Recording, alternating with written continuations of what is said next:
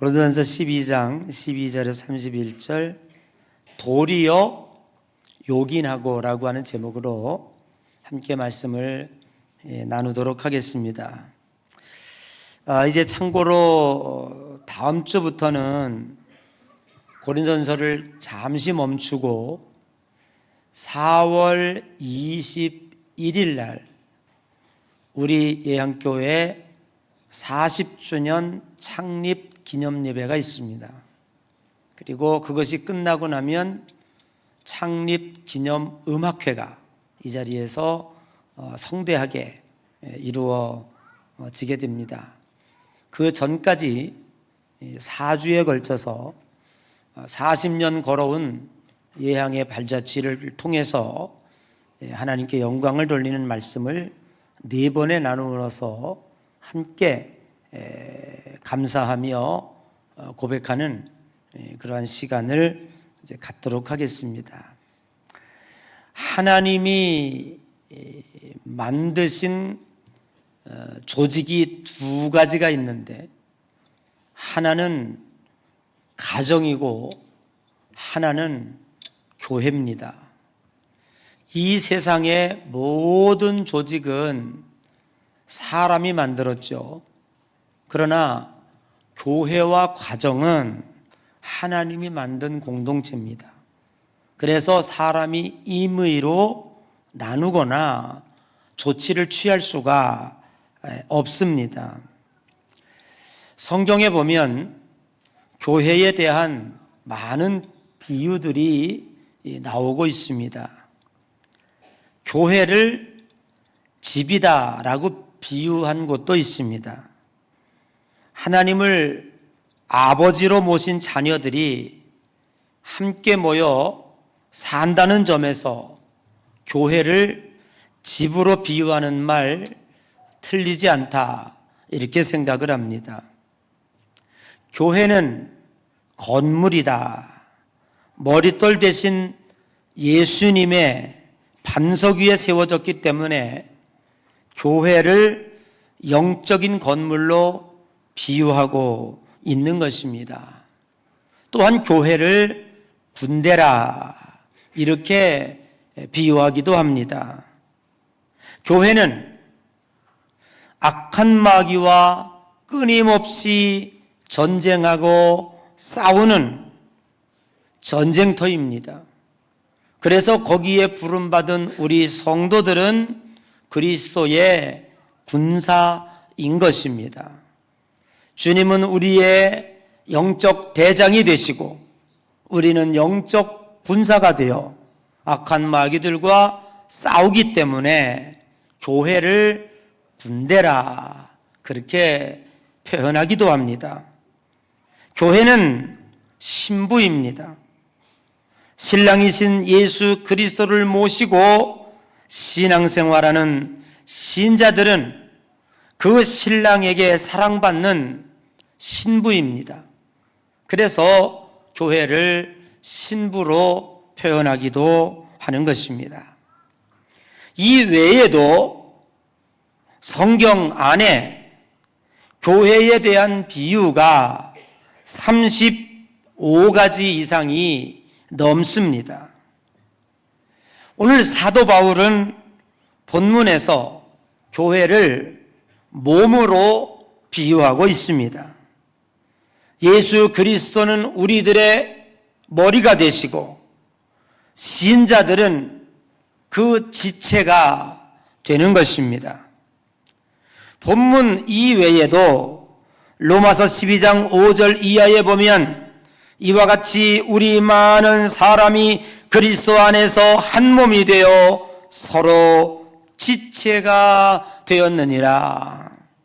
에베소서 4장 16절 이하에 보면 그에게서 온 몸이 각 마디를 통하여 도움을 받음으로 연결되고 결합되어 각 지체의 분량대로 역사하여 그 몸을 자라게 하여 사랑 안에서 스스로 세우느니라 라고 말씀하고 있는 것입니다. 그런데 그리스도의 몸된 교회가 오늘 고린도 교회는 은사라고 하는 문제로 몸살을 앓고 있습니다. 은사를 받은 사람은 받지 않은 사람을 무시하고, 은사를 받은 사람 중에 누구 은사가 더 큰 은사냐?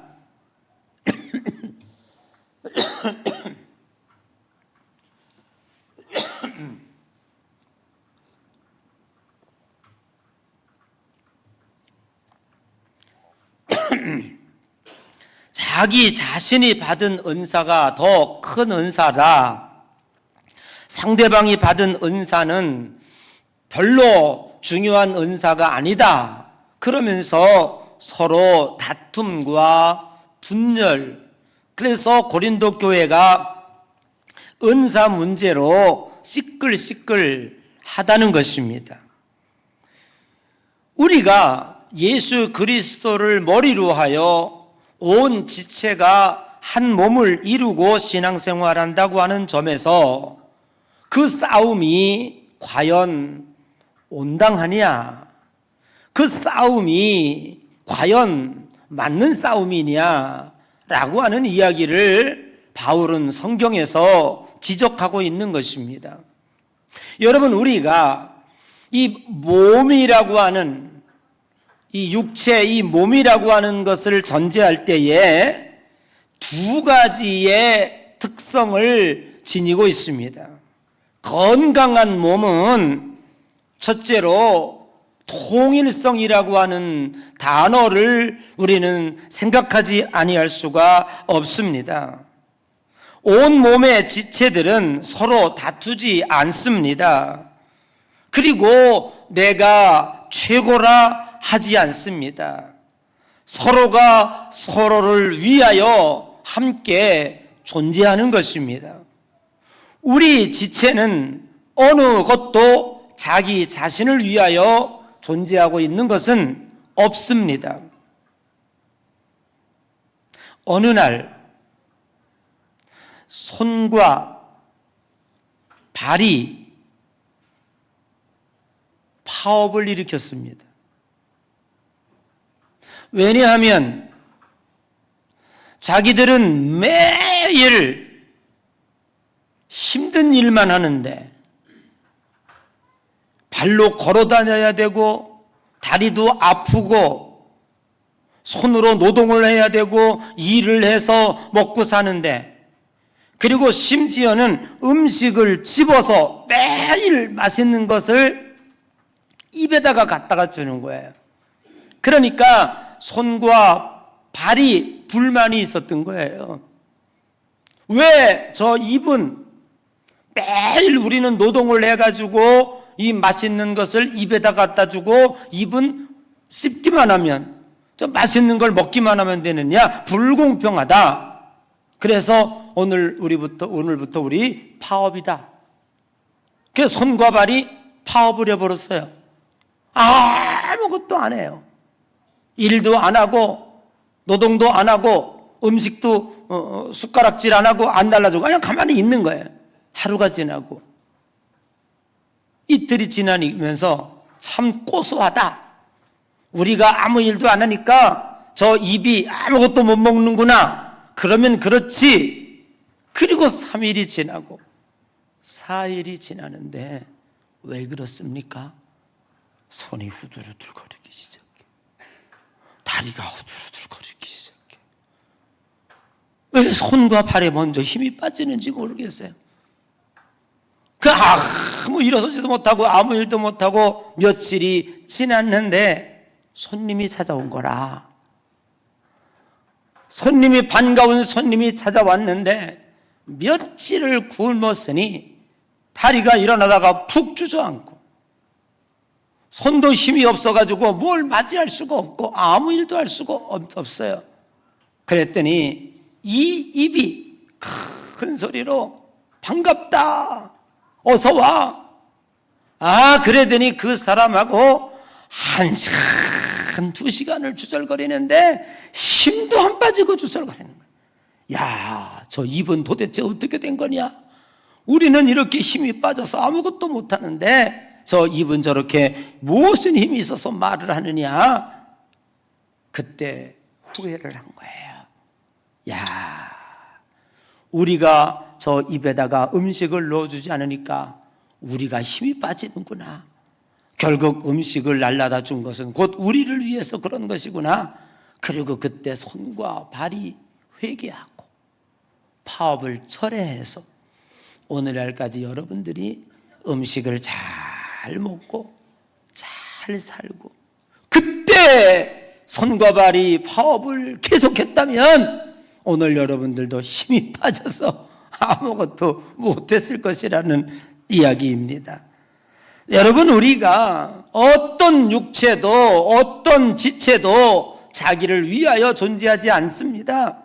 또 남을 위해서 하는 것 같지만 결국 그것은 자기 자신을 위해서 하는 것입니다. 건강한 몸이라고 하는 것은 균형과 통일성이 있어야 합니다. 머리에 지령을 받아서 팔과 다리와 몸과 이것이 동일하게 움직일 때에 그 사람을 건강하다, 우리는 그렇게 이야기할 수 있죠. 그리고 몸이라고 하는 이 육체라고 하는 것을 우리가 들여다볼 때 또 하나 이야기할 수 있는 단어가 뭐냐면 다양성이라는 것입니다. 오늘 성경은 사도 바울은 우리들에게 이렇게 얘기하고 있죠. 다 목사니야, 다 사도니야, 다 교사니야, 다 가르치는 자니야, 다 방언하는 자니야, 다 병 고치는 자니야, 다라는 말을 연일 반복하고 있어요. 그러면 우리가 육체에 어느 것이 중요하다고 하여 다 입이 되겠느냐? 다 눈이 되겠느냐? 다 손이 되겠느냐? 그럴 수 없다는 거예요. 우리의 몸을 구성하고 있는 수억 개의 세포들이 각자의 기능을 다 하고 있습니다.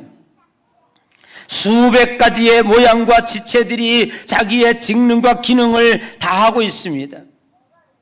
심지어는 우리 눈에 보이는 것뿐만 아니라 눈에 보이지 않는 지체들도 숨겨져 있지만은 그것이 제대로 사명을 감당할 때에 건강한 몸이 될 수 있다는 겁니다.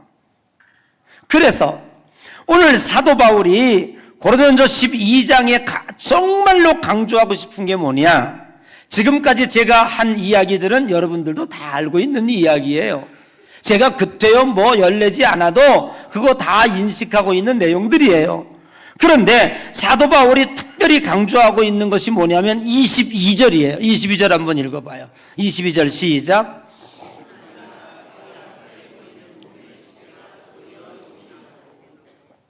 바울이 쓴 단어가 뭐냐면 도리어라고 하는 단어와 요긴하다고 하는 단어예요. 여러분, 우리들이 신앙생활할 때에 신자들에게는 바울이 이전에 뭐라고 그랬죠?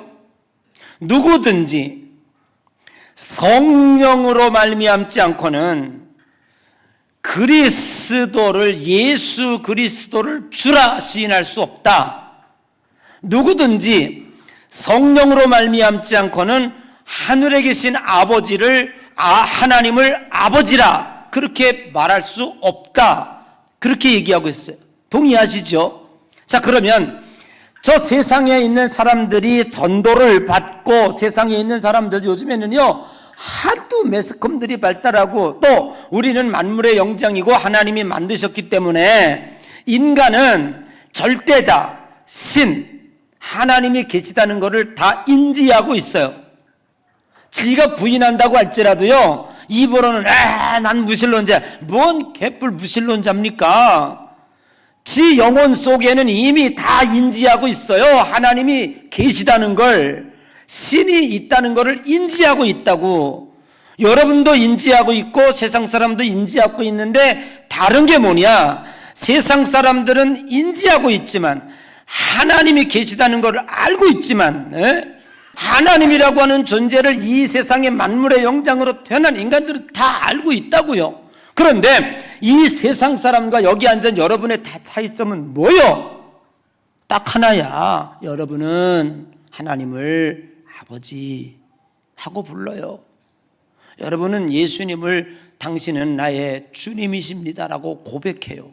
그런데 저 세상에 있는 사람들은 그걸 머리로는 인지하고 있고 영어로는 알고 있지만 절대로 못 불러요. 입으로 감히 하나님을 아버지라 불러요? 못 부릅니다. 감히 예수 그리스도를 당신은 나의 메시아 주시오라고 고백해 못합니다. 왜 못하냐? 바울은 그 못하는 이유를 여러분이 능력이 좋아서 지혜가 출중해서 남들보다 뭐 분별력이 있어서 똑똑해서 그랬다고 아니라는 거예요. 바울이 얘기하고 성경이 우리들에게 끊임없이 이야기하고 있는 건 뭐냐면 성령님이 내게 임재하셔서 이걸 뭐라고 그래요? 전문 용어로 선제 은총이라고 그래요. 아멘. 그래서 하나님이 네가 나를 택한 것이 아니요 내가 너를 택하여 세웠나니 너는 내 것이라. 네가 내 이름을 부르기 전에 내가 네 이름을 불렀고 네가 나를 알기 전에 내가 너를 택하였다라고 하는 거예요. 여러분 오늘 우리들이 중요한 게 그런 거라고요. 성경이 이야기하고 있는 게 뭐 똑같이 인지하고 있지만 천지 차이요. 천국 갈 사람과 지옥 갈 사람의 차이점이 뭐냐면 하나님을 아버지라고 부르고 예수를 주로 영접한다니까요. 그런데 그게 내 능력으로 한 것이 아니라 내게 성령이 왔다는 거예요. 성령이 임재해서 내가 그분을 부를 수 있다는 거예요. 그러면 바울은 뭘 얘기하고 있냐? 성령이 오실 때에 자, 잘 들으세요. 지금 이 고린도전서 12장에 고린도 교인들에게 이야기하고 있는 내용이 뭔가를 잘 봐야 돼요. 성령이 우리에게 오실 때 그냥 온 게 아니에요. 여러분 바람이 불면 성령은 루아흐 바람이요. 그래서 성령은 바람같이 임한다고 그런 거예요. 바람. 끊임없이 바람으로 비유하고 있어요. 바람이 임의로 불매 어디서 왔다 어디로 가는지 너희들이 알지 못하나니. 아멘. 사도행전 2장에 보면은 마가다락방에 성령이 바람같이 임하매. 아멘. 바람으로 비유하고 있어요. 이 세상에 성령을 비유할 단어가 없으니까 성령을 극구 설명한다면 바람으로 설명하는 게 제일 좋다 이렇게 본 거예요. 꼭 바람이라는 게 아니라 그러면 바람이 불면 어떻게 돼요? 어떻게 돼요? 뭘 어떻게 돼? 시원하지. 바람이 불면 어떻게 돼? 나무가지가 흔들리지 뭘 어떻게 돼? 바람이 불면 그냥 부는 게 아니라 바람이 불면 어떠한 현상이 나타나 눈으로 보여져. 바람은 안 보이지만 바람이 임의로 불매 어디서 왔다 어디로 가는지 알지 못하지만 바람이 지나가고 나면 머리카락이 흔들리든지 먼지가 날리든지 시원해든지 제가 목이 좀 시원찮아요. 일주일 동안 그냥 감기로 고생한 지 이제 오늘 끝물인데 그래서 좀 힘이 듭니다. 좀 여러분 양해해 주시기 바랍니다. 다 잊어먹었다. 무엇이라? 그렇지. 어떤 현상이 나타난다고요. 그러면 제가 이렇게 장황하게 뭘 얘기하려고 그러는지 이걸 놓치면 안 돼. 바울이 이야기하고 싶은 게 뭐냐 하면 자, 고린도 교회가 뭐가 문제야? 뭐가 문제야? 은사가 나타났어. 은사는 뭐 때문에 주어진 것이요? 성령이 오셔서 성령이 강력하게 오셔서 나타나는 현상이 은사요. 아멘. 그래서 성령 충만 받고 성령 받으면 하나님이 때에 따라서 사람에 따라서 은사를 주게 되는데 병 고치는 은사도 주고 통역의 은사도 주고 신유의 은사도 주시고 그게 그거지만 방언의 은사도 주고 다 줘요. 그런데 고린도 교회 교인들은 자, 성령이 우리에게 오면 은사는 두 가지가 있어요. 나타나는 은사가 있고 여기 보니까 나타나지 않는 은사가 있어요. 보여지지 않는 은사가 있어요. 은사가 있어요. 바울은 뭘 얘기하냐면 성령이 오시면 반드시 반드시 은사는 같이 오게 돼 있어요. 아멘. 우리 기독교인들이 기본으로 받은 은사가 뭔지 아세요? 믿음의 은사요. 여러분, 이 믿음은 성령이 내게 오심으로 주어지신 카리스, 하나님의 은사입니다. 그 은사가 임하면 도마와 같은 의심하는 내가 갑자기 믿어진다니까. 이거 진짜 신기한 일이에요. 여러분 자신 생각해봐. 여러분이 진짜 도마보다 10배는 의심 많은 사람들이지. 아니, 제가 그렇다고. 그런데 저는요 진짜 고백합니다. 내가 이거 한 점도 의심 안 해나. 어떻게 이게 믿어지지? 이게 무슨 뭘로 믿어져? 보이지 않는 하나님이 아버지로 믿어져요? 어떻게 그게 믿어지지? 설명이 불가능해. 왜요? 우리들에겐 이미 믿음의 은사가 왔기 때문에 그런 거야. 누구나에게나 공통적으로는 은사가 믿음의 은사라고. 그 외에도 다른 것들, 지혜의 은사, 분별의 은사, 절제의 은사, 자비의 은사, 뭐 말할 수가 없지. 뭐 그런 은사들도 있고, 어떤 경우에는 가르치는 은사를 받아서 교사를 하고, 오늘 찬양 너무너무 은혜 받았어요. 찬양의 은사, 뭐 섬김과 봉사로 다 나타나는 은사들도 있고, 어떤 사람은 뭐 병 고치고 통역하고 방언하고 이렇게 막 떠벌리는 은사, 뭐 다양하게 있다고요. 그런데 오늘 바울이 이야기하고 있는 건 뭐냐면, 너희들이 나타나는 은사가 크다고, 그리고 나타나지 않는 은사를 가진 사람 무시하고, 너는 그래 방언도 못하냐?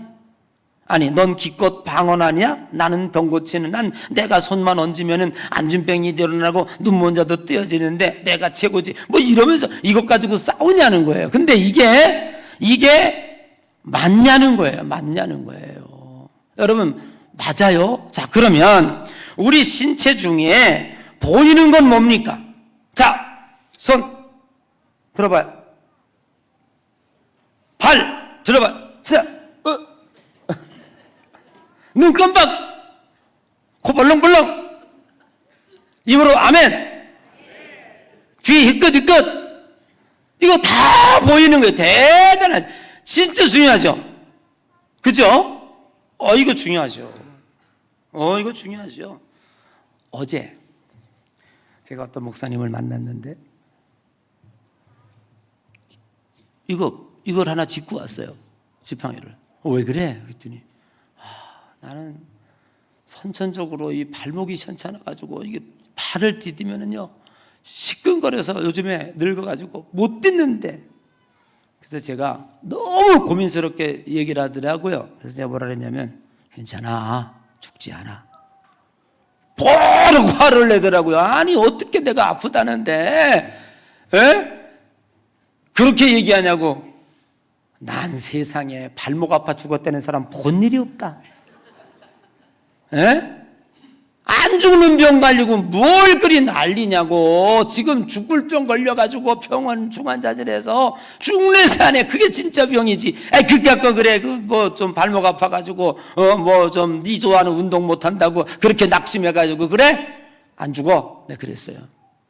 여러분, 실제로 보면 눈에 보이는 손, 말, 다리, 눈, 코, 입, 이게 여러분에게는 진짜 중요한 것 같지만 정말 중요한 게 뭔지 알아요? 눈에 보이지 않는 이 몸 속에 있는 거, 이거 고장나면요 죽어요. 오장육부가 여러분 몸속에서 지금도 보이지 않는 가운데서 끝없이 일하고 있다고요. 오장은 뭐예요?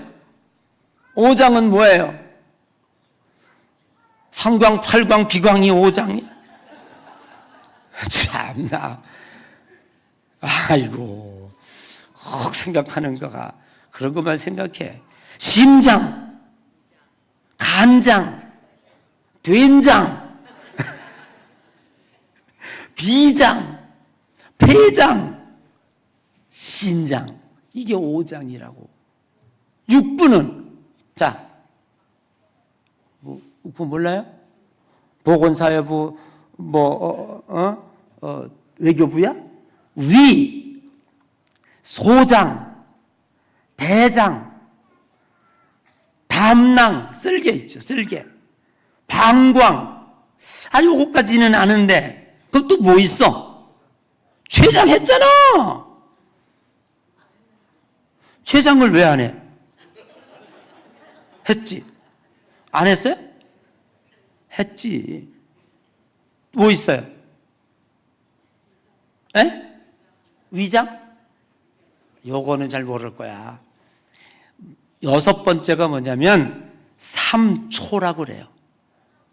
속이 비어있다고. 3가지 비어있는 게 있다니까 여러분 몸에. 그게 뭐예요? 호흡기관, 음식 내려가는 소화기관. 여러분들이 소변도 내려가고 무엇도 내려가는 그 관 있잖아. 생식기관. 이런 것들이, 이것도 굉장히 중요하다니까요. 그런 것들이 다 보이지 않는 가운데 제 역할을 지금 하고 있기 때문에 우리가 생명을 유지하고 살고 있다는 거예요. 그러니, 자, 바울의 말이 이제 우리는 아멘이 돼야 안 돼. 자, 도리어 요긴하다. 뭐가 요긴하냐? 보이지 않는 것들, 여러분들이 우습게 여기고 하찮게 여기는 것들, 소홀하게 여기는 것들, 그게 도리어 요긴하다라고 하는 거예요. 여러분은 팔 하나 다리 하나 떨어졌다 나가도 살 수 있지만 오종육부 중에 어느 것이 없다면 생명의 위협을 받을 수밖에 없습니다. 사도 바울이 강조하고 있는 것은 병 고치는 은사, 능력 행하고 통역하고 방언하고 하는 그 은사, 큰 은사임에는 틀림이 없지만은, 그러나 조용하게 숨어서 신앙생활하는 사람들, 그리고 지금도 묵묵하게 자기 사명 감당하며 이 재단을 지켜나가는 그 사람들, 그 큰 은사 받은 사람보다 못하지 않다. 그 사람들이 오히려 교회의 주인공일 수 있다. 그렇게 지금 바울은 이야기하고 있는 거예요. 어느 크게 부흥하는 교회가 있었어요.